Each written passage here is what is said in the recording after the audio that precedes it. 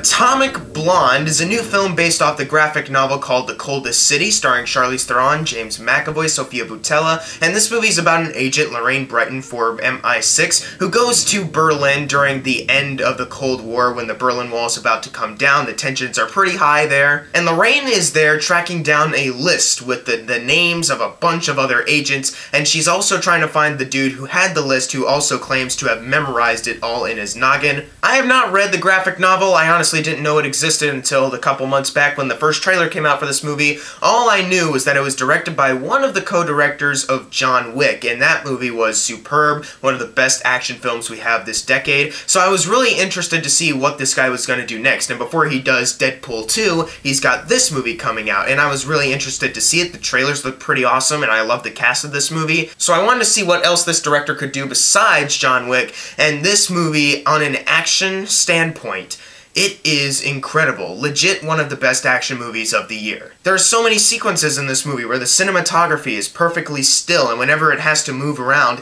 it doesn't do it in a way where you all of a sudden get dizzy and you don't know what's happening. You can see everything going on in front of you. The stunt work is very clear. It all looks very realistic. It's the same kind of bone-crunching intensity that was in the other John Wick movies. And also Charlize Theron, I commend her for doing her own stunts in this movie. There's at one point where she took this black thing and put it over her mouth, and I was thinking, oh, is this where they're gonna cut away and it's gonna be a stunt double? Okay, but then at the very end of the scene where she's beating the crap out of two guys in a very intense way, she pulls it down and it turns out it was Charlize Theron the whole time, and I was like, okay, good job, you almost tricked me for a second. I thought for sure you were gonna cut to a stunt double. The action scenes really do elevate the film throughout. Whenever one gets going, you're like, alright, I'm in for it. Ooh, that punch, oh, that looks bad. And there's one sequence in this film, one of the best action sequences of the whole year, maybe of this decade too, to be honest. I don't want to give too much away about what's going on in the plot around this moment or anything, so all I will say is it involves a stairwell, and it is very similar to the Daredevil Season 2 hallway, then stairwell fight, except in this movie it's like times 10. The cinematography, the editing, overall direction, stunt work, it is all so good in that sequence. It's all done in one take too, like going down certain staircases, baddies getting knocked down a peg or two, but then also Charlize Theron isn't just invincible the whole time, she's actually getting a couple bad hits on her too. And it's so great how they even show her getting tired during the fight, but she has to get back up and beat the crap out of these people. It's such a well-made action sequence, and it doesn't end exactly where I thought it was. I was like, alright, now you're gonna cut to another shot, but then the one take still keeps going, and it keeps going. I was like, oh my god, when's it going to end? It was so great. And also the performances really do carry a lot of this movie. Charlize Theron playing Lorraine, not only did she learn how to do her own stunts, which is also really cool, but her character also had a lot of intrigue to her. Charlize Theron brought that with her performance, and that was really good. James McAvoy is by far the most charismatic of the entire cast. He was so fun in this film, proving that James McAvoy is actually turning out to be one of the best actors we actually have. He was really good in this movie. He actually has some other things going on. I was like, wow, that's actually pretty interesting for a character. And also, Sofia Boutella, I've enjoyed her work in Kingsman, Star Trek Beyond, and The Mummy, and in this movie she's also really good. It's good to see her finally act without alterations to her, like no mummy makeup, no Star Trek makeup, and no blades for feet like in Kingsman. She's just a person. So it was finally good to see that. She's a really good actress, and she was pretty good in this movie too. So if you're solely looking at this movie from an action movie perspective with great editing, great direction, some great choreography, and a great performance standpoint, it's a really great movie, one of the best of this year. Unfortunately, if you're looking at it from a script perspective, the story needed some work. As I described earlier, the plot synopsis is pretty much Lorraine has to go to Berlin and she's looking for a list with secret agent names on it. They can't let the enemies see it. Of course, we've seen that before in other spy films, so there's not much new going on here. You're trapped writing out this plot that is very familiar, that we've kind of seen before. Luckily, a lot of the action and performance really does carry it, but I still can't really escape the fact that for the first half of this film, it's really not that engaging. The second half, I will give it credit, it got a little bit better, and near the actual ending of the film,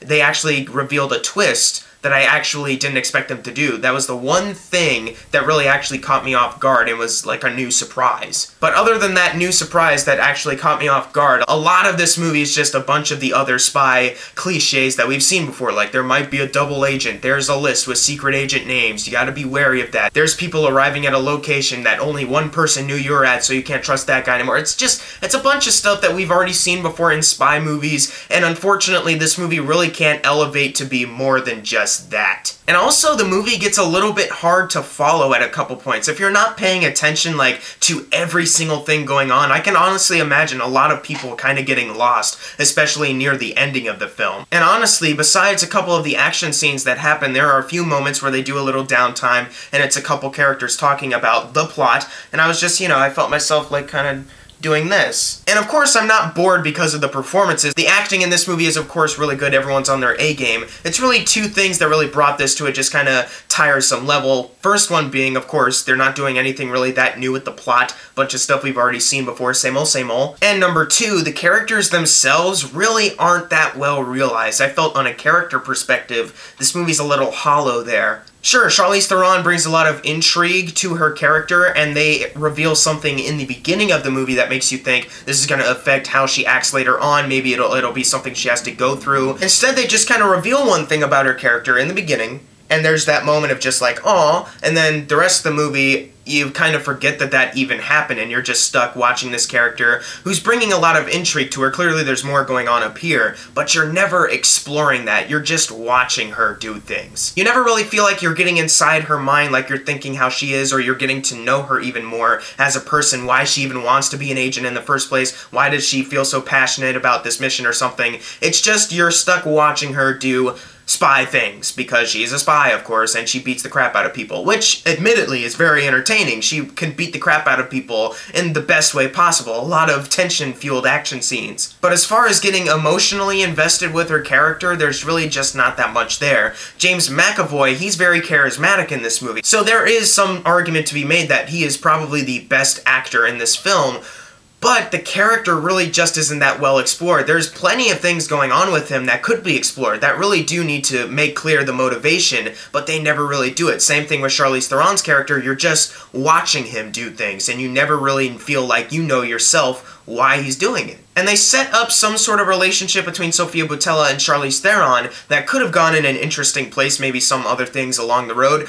but really it only leads to one sequence that really, as a whole, didn't really feel that emotionally satisfying. I won't give anything away, but just watching it just felt like, alright, I guess. And this is just a tiny nitpick, but like the editing for like the credits, the title cards and all that, like Charlize Theron and James McAvoy, when their names would pop up, there's like this spray paint like sound effect and like little spray paint logo. Like that actually kind of got on my nerves and didn't really fit with, I didn't really think it really fit in well with the opening of this movie, but that's kind of more of a nitpick. Just wanted to put that out there though. So pretty much all my problems with this movie come from the script. Characters could have been written better, the story itself could have done a lot more to be new and feel more fresh. But however, I do stand by what I said. The performances and the terrific direction with the action sequences really do elevate this film. There's a lot of great colors in this movie too, great cinematography, some pretty good editing with the action sequences, a pretty great soundtrack too. I've heard some people say that this movie sucks. I can understand if you think it's just like, okay, but saying like this movie is just terrible, I honestly don't get that, because there is a lot of great direction going on here. I'm gonna give Atomic Blonde a B-. Could it have been a better spy film, feel a little bit more fresh, do something kind of new with the characters and the story and the setup itself? Of course it could, but the action, when it's there, holy crap, it's great, especially the one stairwell sequence that is the highlight of this film, one of the best action scenes of this year, honestly,